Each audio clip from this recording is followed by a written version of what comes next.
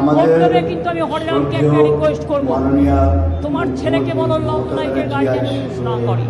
আমি এখন থেকে সতর্ক করলাম। এলাকায় এসেছিলেন এবং তিনি আমাদের সদ্য প্রাক্তন বিধায়ক মাননীয় শ্রীযুক্ত হরিরাম সিং মহাশয়ের পুত্রকে নিয়ে কিছুটা সাবধানবাণী শুনিয়েছেন, সেটা আমি শুনলাম, জানলাম।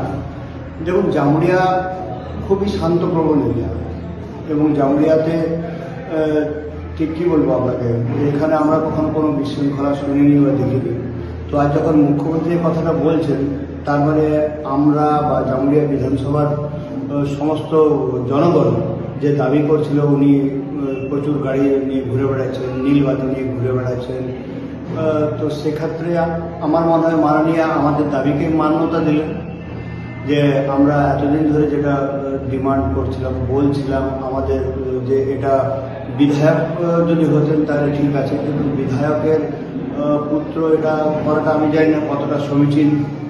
আমাদের পশ্চিমবঙ্গের আইন তো আবার আমাদের দেশের থেকে একটু আলাদা, তো হয়তো সেক্ষেত্রে হতেও পারে।